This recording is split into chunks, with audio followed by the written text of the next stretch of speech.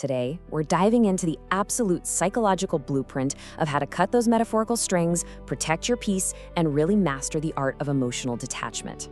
We're going to systematically break down exactly how to stop letting the chaos of the world dictate your mood, so you can finally become, well, truly unbothered. All right, let's just jump right in.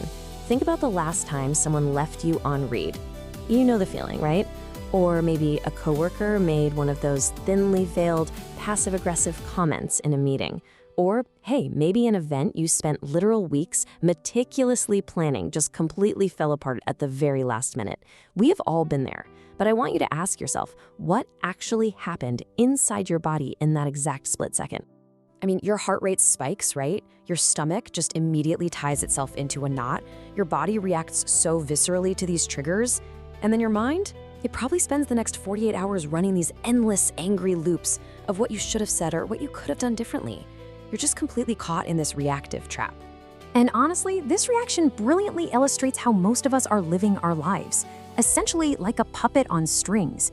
We constantly hand our strings over to bosses, friends, complete strangers on the internet, and just completely random life events. We're letting them pull us into anger or anxiety at their whim. But what if you could just cleanly sever those strings? What if you could build a mental shield so strong that other people's chaos literally just bounced right off you? So let's get into Section 1, the psychology of attachment, and exactly why our brains react the way they do. Look, to master detachment, we first have to understand why our brains are so violently addicted to attachment in the first place. It comes down to basic evolution. Because our ancestors survived by belonging to a tribe, your limbic system evolved to treat a minor modern social slight exactly as if a predator were actively chasing you. 10,000 years ago, social rejection literally meant physical death. You were cast out into the wilderness. But today, your brain hasn't quite caught up. So when someone hurts your feelings with a cold text, your primitive brain sounds the alarm and treats it like an immediate, life-threatening emergency. Now, what's incredibly fascinating here is the concept of personalization.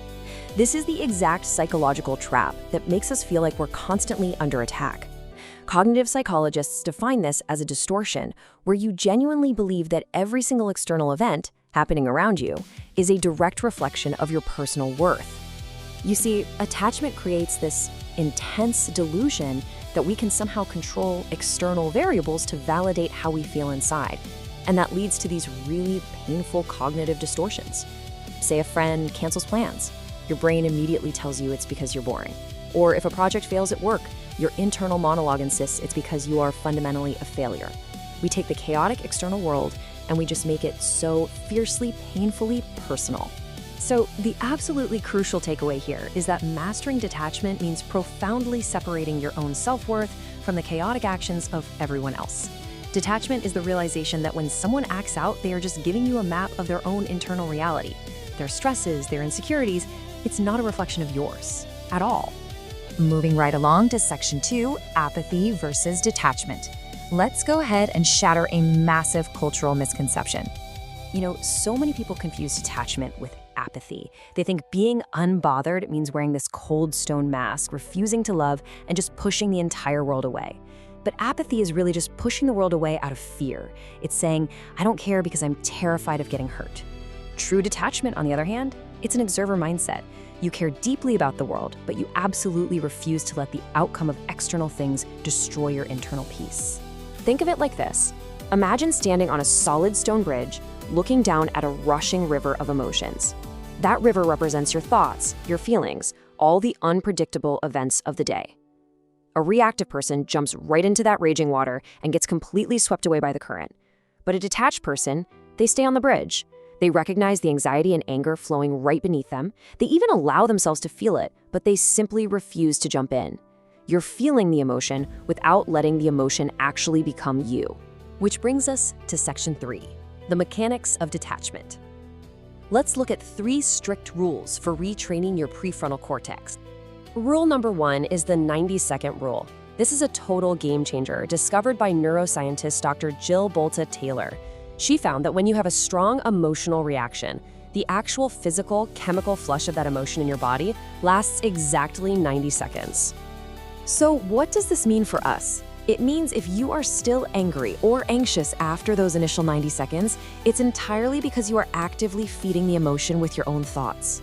So when you get triggered, you have to learn to just pause, breathe, let the chemical wave pass without speaking. Don't send that text. Don't snap back at your coworker. Literally just wait out the 90 seconds. Okay, rule number 2. You have to relinquish closure. In our modern culture, we are so incredibly obsessed with demanding explanations and always trying to work things out with people who have wronged us. But here is a really tough truth we all have to accept. Some people will simply never understand their own toxicity, let alone ever apologize to you for it. You have to accept their bad behavior as the only closure you will ever need. Chasing an apology from someone who's fundamentally incapable of giving it, that only keeps your strings firmly attached to their hands. And for our third rule, you must control your footprint. You have to systematically eliminate the daily habits that are just inviting unnecessary chaos into your life. Stop checking the social profiles of people who upset you. Stop looking for hidden, malicious meanings in every brief text message. And please stop fighting battles today that literally do not contribute to the future you're trying to build.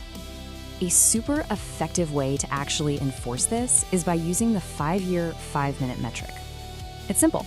If a situation, an argument, or a setback won't matter in 5 years, you shouldn't spend more than 5 minutes worrying about it today. It's ruthless, sure, but it is an incredibly effective way to just filter out the daily noise. And finally, section 4, the ultimate freedom and how to start sourcing your security from within. When you master these mechanics, it actually makes you quite dangerous to anyone who wants to manipulate your reactions because they can no longer use your anger or sadness as their fuel.